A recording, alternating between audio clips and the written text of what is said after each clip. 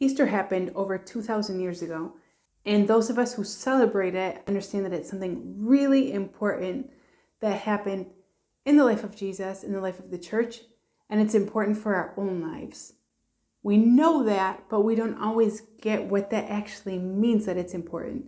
What actually happened there that literally changed the course of all of history. And what happened there is something that we can see when we go to the Easter Vigil. I'm going to take one of the readings from that Easter Vigil to look at it and see if we can understand a little bit better what is it that we're celebrating for the next 50 days of Easter until Pentecost. If we look at the 7 readings, for those of you who don't know how the Easter Vigil works, before the reading of the Gospel, there are 7 readings from different moments of the history of the salvation of the people of God.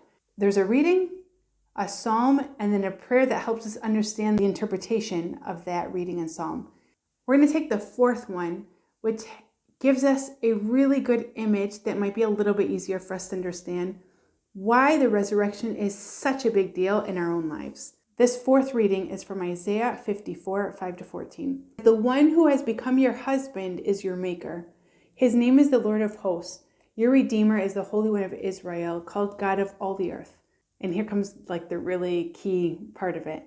The Lord calls you back like a wife forsaken and grieved in spirit, a wife married in youth and then cast off, says your God.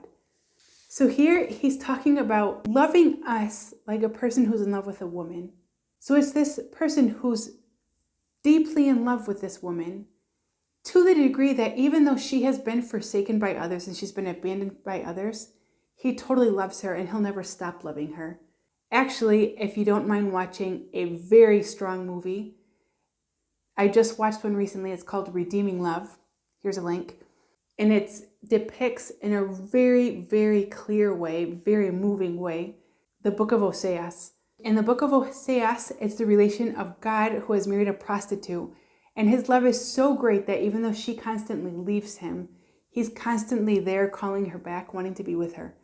But if you watch the movie, you're going to understand way more what this reading is actually talking about. From there, we go on to the psalm. The psalms in these readings, they're like an answer to the reading. So here's God communicating his love to us. And then the response that comes from the psalm is the following. This is Psalm 30. It says, I will praise you, Lord, because you have rescued me. I will extol you, O Lord, for you drew me clear. I will extol you, O Lord, for you drew me clear, and did not let my enemies rejoice over me. You brought me up from the abyss, and preserved me from among those going down into the pit. Hear, O Lord, and have pity on me. Be my helper. You changed my mourning into dancing.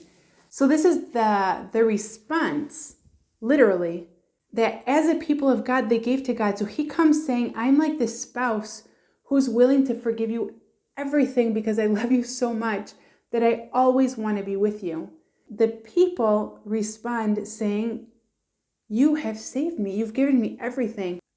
It's a prayer of praising and rejoicing because they've realized who they are. Let's try and put ourselves into that scene where we are that prostitute. We're the ones who have gone back to nothing. We've left true love.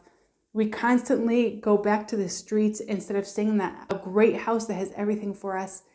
We're constantly leaving, and he constantly says, I'm continuing to call you.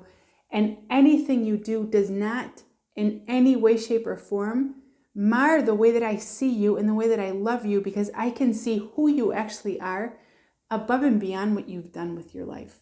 So this reading in this psalm present to us that dialogue between God and each one of our own lives. And this is the real news of Easter.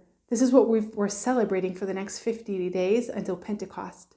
We're celebrating this God who has shown us to what degree he loves us, and he's allowing us to give our response today to show him also how much we want to love him.